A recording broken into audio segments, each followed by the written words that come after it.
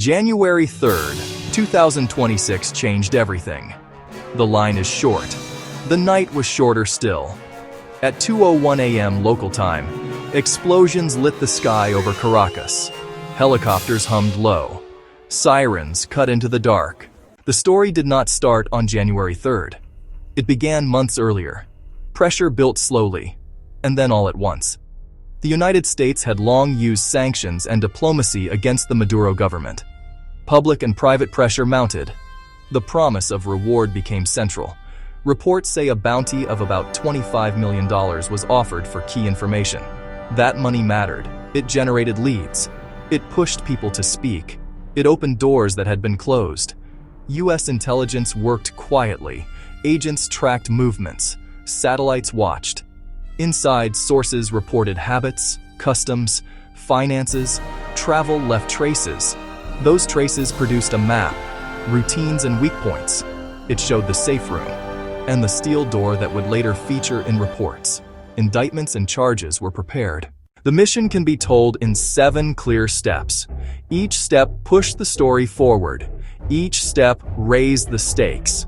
Lay them out, and you see the operation as decisions, risks, and precise timing, blending military muscle with legal strategy, clandestine CIA work, special forces ops, FBI involvement, aircraft, helicopters, and naval assets.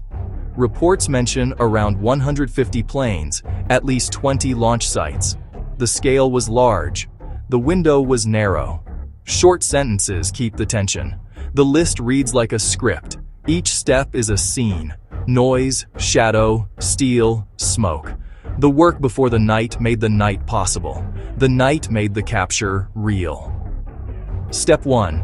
Intelligence buildup. Agents watched for months. They tracked habits and routes. They mapped doors and rooms, phones, satellites, informants. A tip pointed to a safe room with a steel door. That detail would later become crucial. The intelligence created the map for every move to follow. Step 2. Classified planning. Planners met in secret. Special forces, CIA operatives, legal teams, the Pentagon.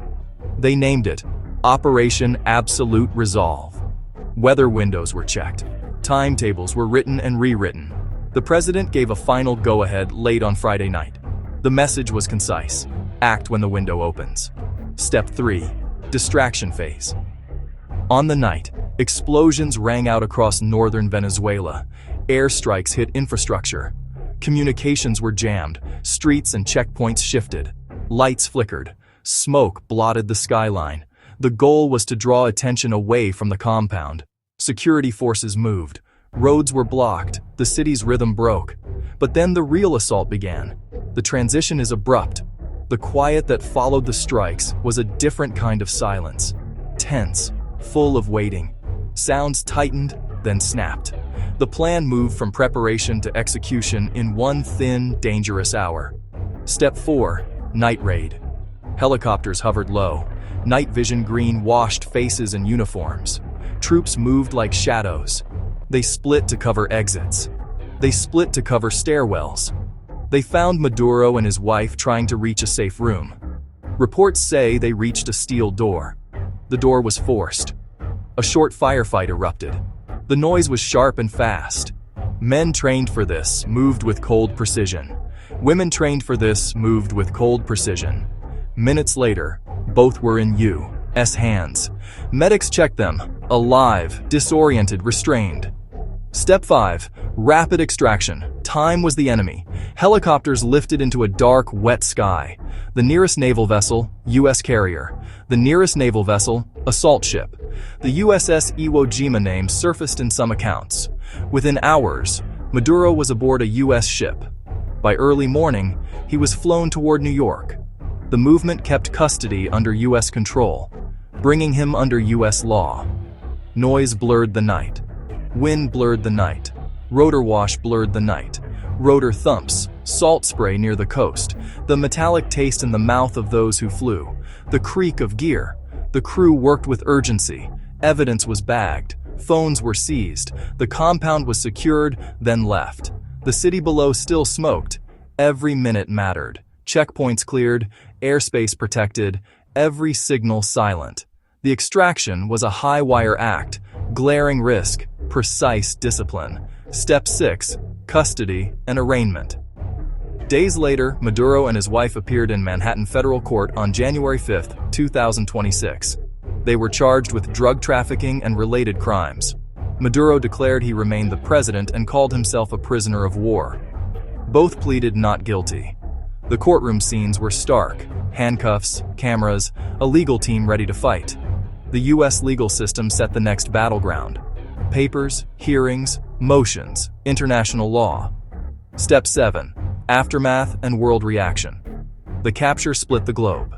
The UN Security Council held emergency sessions. Russia and China condemned the operation. Some U.S. partners supported the action and called for rule of law. Venezuela appointed Delcy Rodríguez as interim leader. Streets in Caracas saw protests and fear. Reports said dozens of security officers and foreign contractors died. The operation had an economic angle.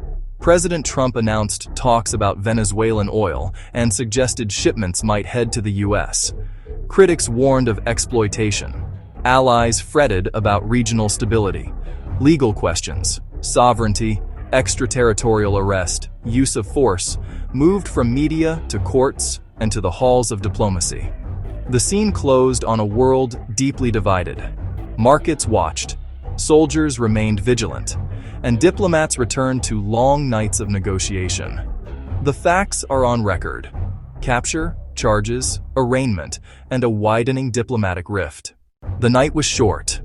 The consequences will be long. Shock ran through capitals: Washington. Shock ran through capitals: Moscow.